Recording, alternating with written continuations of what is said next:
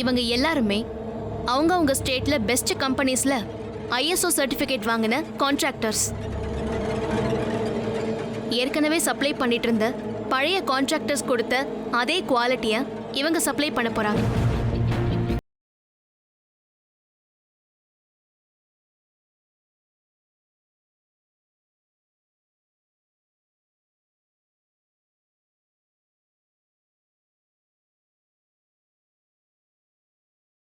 Agreement sign பண்ண போறோம். Gajendran sir.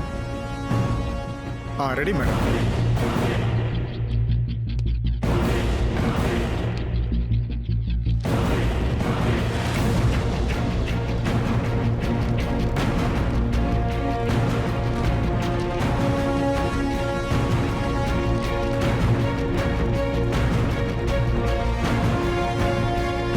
இவள சும்மா விடக்கூடாதா ஆண்டி? இவள ஐசு வேணான்னு சொல்றேன்ல. இல்ல ஆண்டி, நான் அவளை விட போறது இல்ல. என்ன கேளு பார்வதி, ஏன் கிட்ட கூட சொல்லாம நீ என்னென்னமோ பண்ணிட்டு இருக்க? ஐஸ்வர்யம்மா, இப்ப எதுவும் டிஸ்டர்ப் பண்ணாதீங்க. எல்லாரும் முடிச்சிட்டு உங்களுக்கு சர்க்குலர் வரும். கொஞ்சம் வெயிட் பண்ணுங்க ப்ளீஸ்.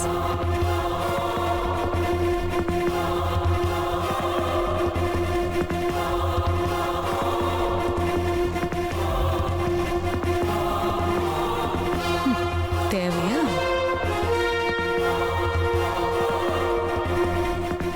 வாடி, உனக்கெல்லாம் பட்டாதான் புத்தி வரும். நீங்க எல்லாரும் சைன் பண்ணுங்க.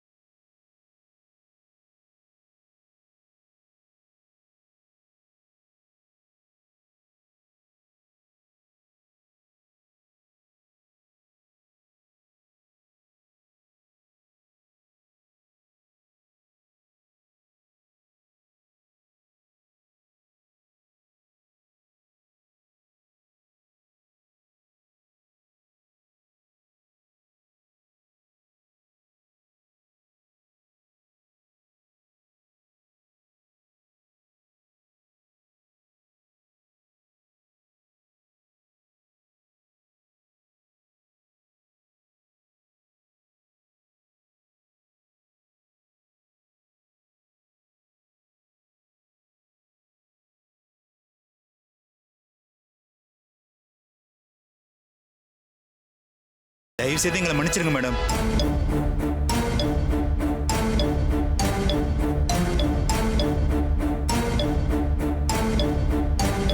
நாங்கள் 125 பேர் மட்டும் இல்லை மேடம், எங்களை நம்பி 125 குடும்பம் இருக்கு மேடம். அவங்கள நம்பி பல பேர் இருக்காங்க மேடம். எங்களை நீங்கள் ஒதுக்கிட்டீங்கன்னா எங்களை பின்னாடி இருக்கிற ஆயிரக்கணக்கான பேர் பாதிக்கப்படுவாங்க மேடம். எல்லாம் சரி, என் பேரை சொல்லிடாதீங்க. அகிலாண்டேஸ்வரி மேடம் கம்பெனிக்கு நாங்கள் துரோகம் பண்ணிட்டேன்னு வெளியில் தெரிஞ்சா நாளைக்கு எங்களுக்கு யாருமே ஆர்டர் கொடுக்க மாட்டாங்க மேடம். எங்களை தயவு செஞ்சு கை விட்டுறாதீங்க மேடம். நாங்கள் பண்ணது தப்பு தான் மேடம். எங்களை மன்னிச்சிருங்க மேடம்.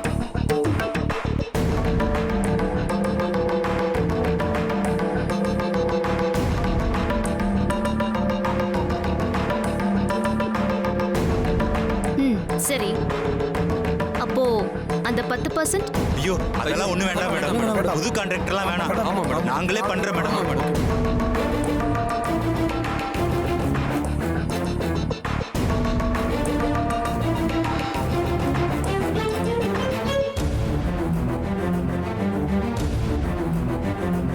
நம்பலாமா? நம்புங்க மேடம். நாங்க பண்ண தப்ப உணர்ந்து வந்திருக்க மேடம். இன்னொரு தடவை இப்படி செஞ்சா அப்புறம் உங்க கான்ட்ராக்ட கேன்சல் பண்ண நான் தயங்க மாட்டேன். இனிமே ஜென்மத்துக்கும் இந்த மாதிரி தப்பு பண்ண மாட்டேன் மேடம். சரி, நீங்களே வந்து என்ன நடந்துச்சுன்னு பிரஸ்ல சொல்லுங்க. கண்டிப்பா சொல்றேன் மேடம். டேய், நான் இன்னும் சாதிக்க வேண்டியது நிறைய இருக்கு. என் பேரகிர சொல்லி தொலைக்காதீங்க.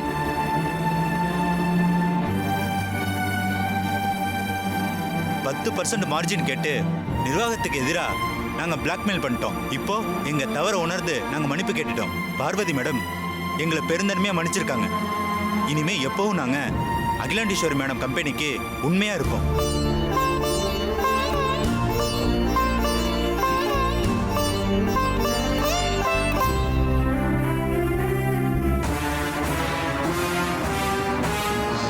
இவ்வளவாவது காப்பாத்தினியே, சந்தோஷம். எதுக்கு எதுக்கு இப்ப பாக்குற? ரொம்ப நன்றி. நீங்க உடனே போய் சப்ளையை ஸ்டார்ட் பண்ணுங்க. வேலை ஆரம்பிச்சு நாளைக்கே டெலிவரி போயாகணும். கவலையே படாதீங்க மேடம். கண்டிப்பா நைட்டோட நைட்டா ஆமா அனுப்பி மேடம். சரி, போயிட்டு வாங்க. அப்ப நான் வரேன் மேடம். தலைக்கு வந்தது தலைப்பாகையோட போச்சு. எல்லாத்தையும் நீங்களே நேர்ல பாத்தீங்கல்ல, இதான் உண்மை. இதுக்காக தான் உங்களை வர சொல்லியிருந்தேன். வந்ததுக்கு ரொம்ப நன்றி. போயிட்டு வாங்க. Okay, thanks madam.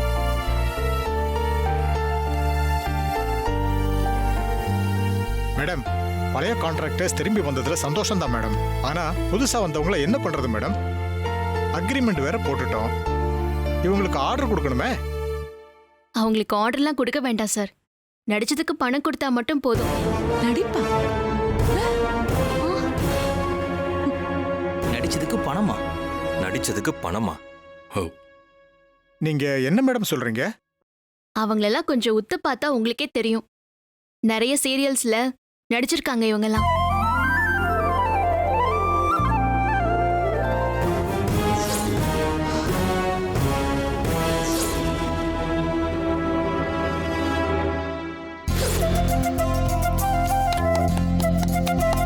அவங்களுக்கு பணம் கொடுத்து செட்டில் பண்ணிடுங்கண்ணே. கொடுத்துருங்க தங்கச்சி.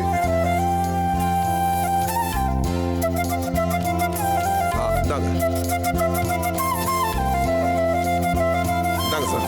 Thank you sir.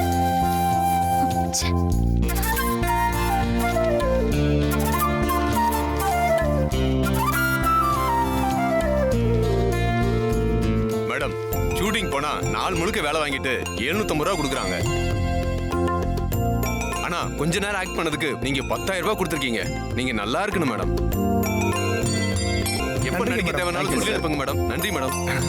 வரேன் மேடம்.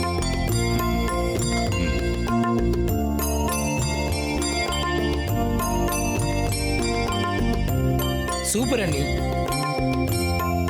இப்படி ஒரு மாஸ்டர் பிளான் வச்சிருக்கிறத என்கிட்டயே சொல்லி அண்ணி. நீ வேற, அவ என்கிட்டயே சொல்லடா.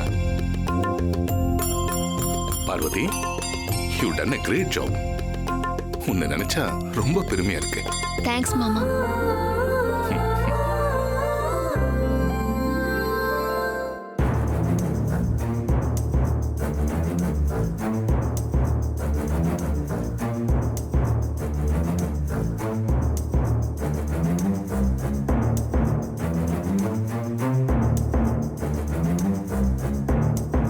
நுனிக்கிளையில உட்காந்துக்கிட்டு அடிக்கிளைய வெட்டினா ஆபத்து நமக்கு தான் ஐஸ்வர்யாமா. 10% கொடுக்க கூடாதுன்னு நீங்க என்ன நினைச்சு சொன்னீங்கன்னு எனக்கு தெரியல. உங்களுக்கு என் மேல இருக்கிற கோவத்துல வருத்தத்துல ஒன்னும் பண்ணிடாதீங்க.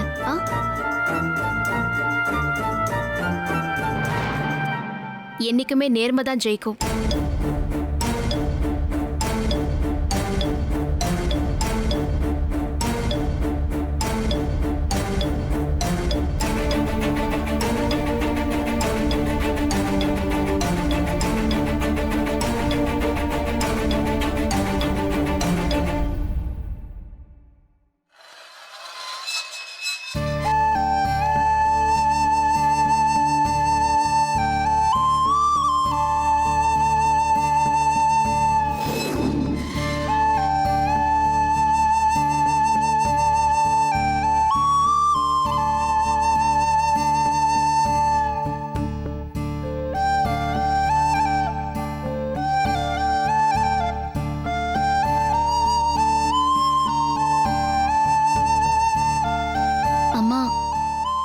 நான் உங்ககிட்ட கூட கேட்காம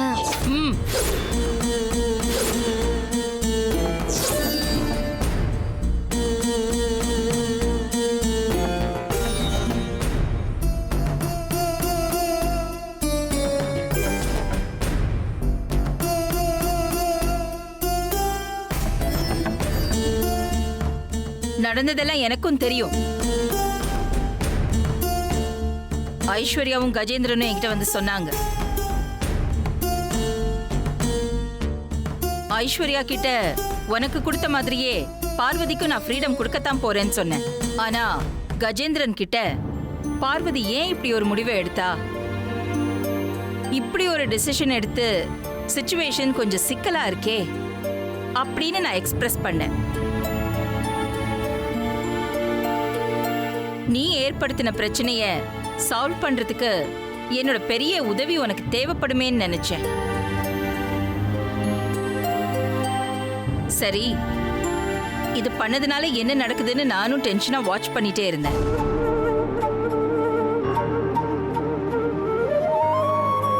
பிசினஸ்ல பெரிய அளவுல சாதிச்சவங்க கூட இப்படிலாம் யோசிப்பாங்களான்னு எனக்கு தெரியல.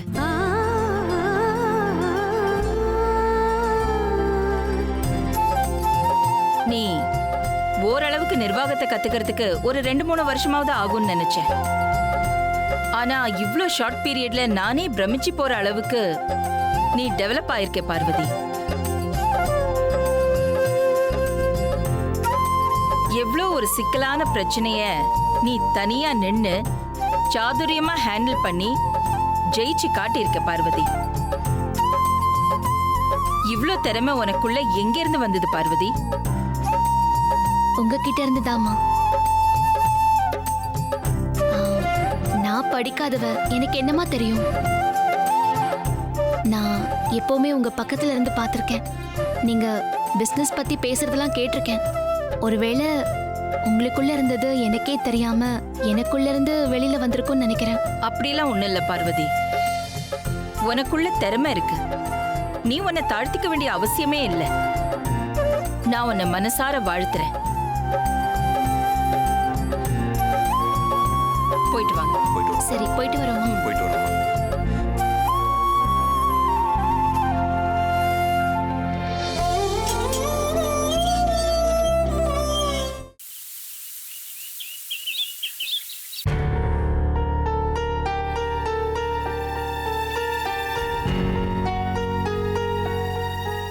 ஆமாத்த, பார்வதி இப்ப எதுக்கு எல்லாரையும் கூப்பிட்டு வச்சிருக்கா?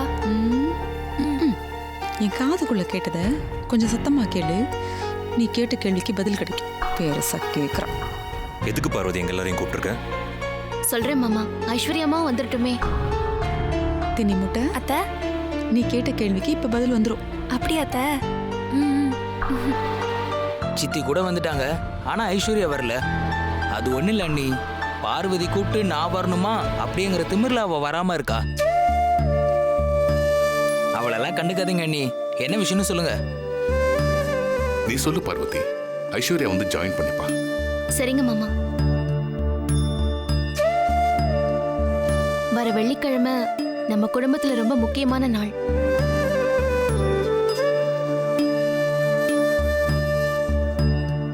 வெள்ளிக்கிழமையா? இந்த விளக்கு பூஜையா? என்ன சொல்ற பார்வதி?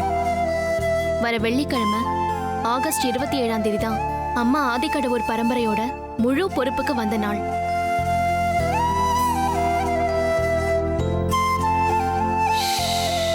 ஆரம்பிச்சிட்டாடா. ஆமா பார்வதி, வருஷம் வருஷம் இந்த நாளை ரொம்ப சிறப்பா செலிப்ரேட் பண்ணுவோம். ஆஃபீஸ் ஸ்டாஃப்ஸ்க்கும் வீட்டில் இருக்கிற எல்லாருக்கும் அம்மா ட்ரெஸ் எடுத்து கொடுப்பாங்க. அன்னைக்கு அம்மா கொடுத்த ட்ரெஸ்ஸை தான் எல்லாரும் போட்டிருப்பாங்களும் கூட. ஆனா இந்த வருஷம் கொண்டாட முடியாதுல்ல?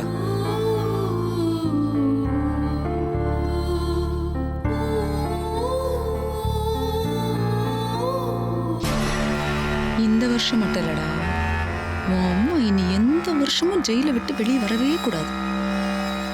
ஜெயில பர்மிஷன் கேட்டு வாங்கி அங்க வச்சே அம்மா கையால எல்லாருக்குமே ட்ரெஸ் கொடுக்க ஏற்பாடு பண்ணலாம்ல?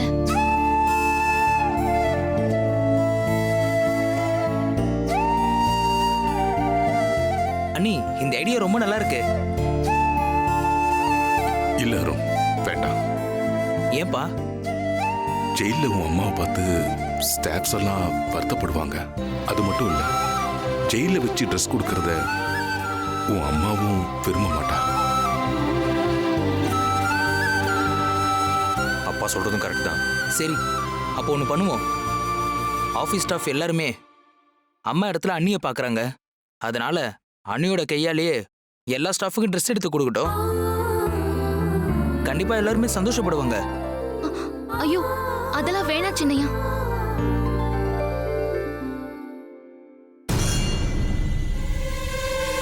இந்த பானரத்தை முதல்ல வெளுத்தா எல்லாம் சரியா வந்துடும். அருண் சொல்றதும் சரிதான்.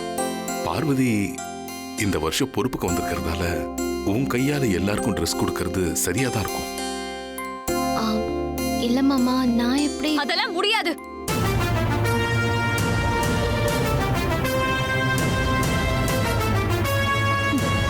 நாம பார்த்து பார்த்து ரெடி பண்ண பாமல்ல.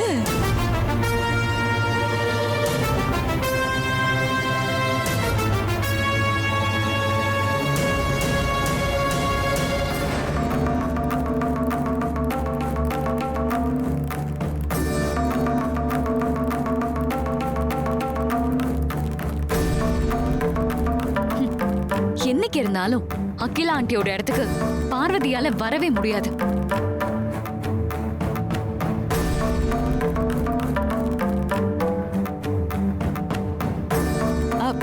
அதானே ஐஸ்வர்யா சொல்றது 100% கரெக்ட். யாரோட இடத்துல யார வச்சு பாக்குறது? அகிலா அக்கா சிங்கம் மாதிரி.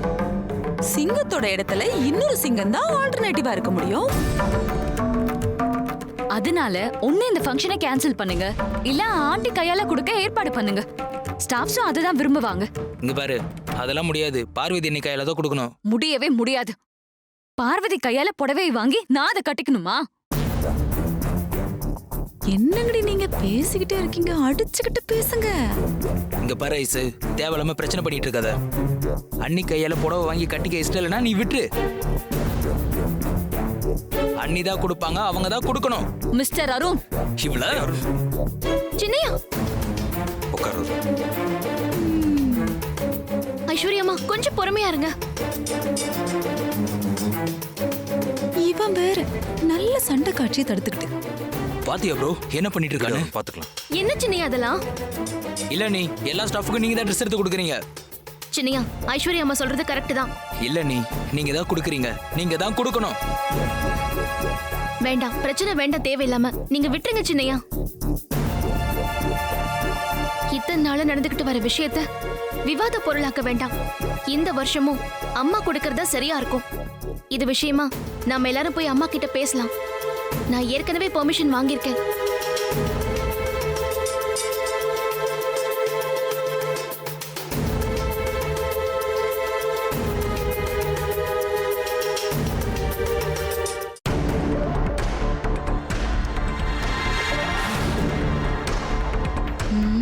டக்குன்னு வர மாட்டேங்குது.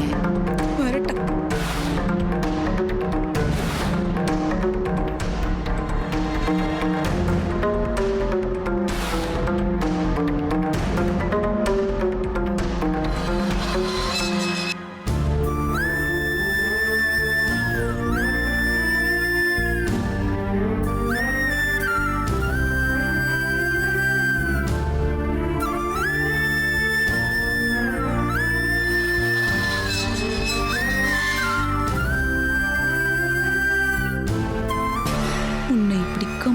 பார்க்கும்போது மனசு எவ்வளோ சந்தோஷமா இருக்கு தெரியுமா?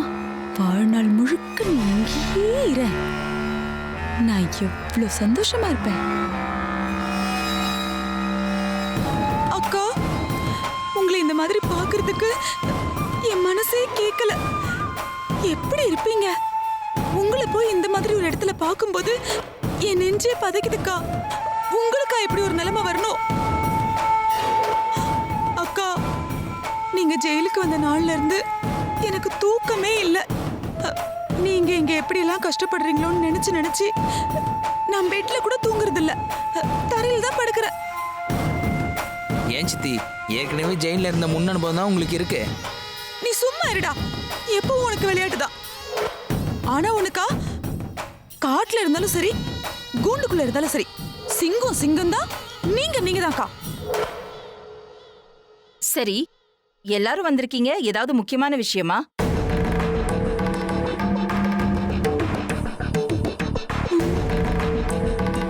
சொல்லி தொலைங்கல.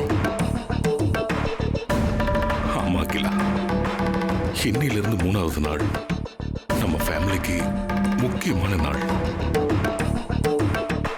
அம்மா பர்டிகுலர்லி உங்களுக்கு ரொம்ப முக்கியமான நாள்மா. ஏற்கனவே அக்கா மன கஷ்டத்துல இருக்காங்க. இதுல நீங்க வேற ஆள் அளவுக்கு புதிர் போட்டு பேசிட்டு இருக்கீங்க. சட்டப்பட்டுன்னு வந்த விஷயத்த சொல்லுங்க. அக்கா நானே சொல்றேன்க்கா. நாளன்னைக்கு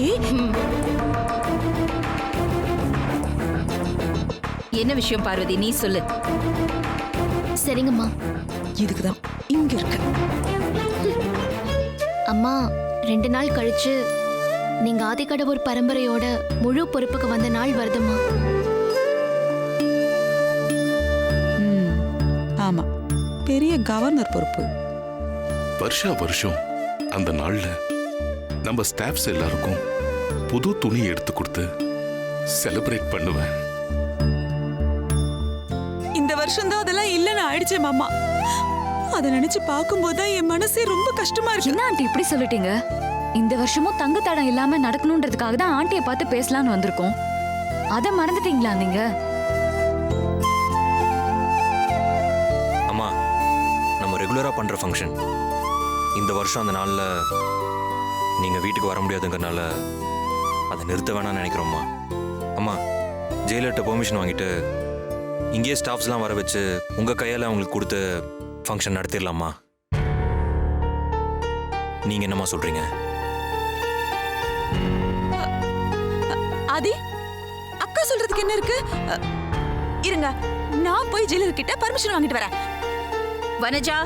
அக்கா, ம், நான் என்ன உனக்காக பர்மிஷன் வாங்குவா போறேன்? உன்னை நிரந்தரமா இங்கேயே வைங்க, அதுக்கு ஏதாவது வழி இருக்கான்னு தான் கேட்க போறேன். நீங்க எல்லாரும் சொல்ற மாதிரியே இந்த ஃபங்க்ஷன் நின்னுடக்கூடாதுன்னு தான் நானும் நினைக்கிறேன்.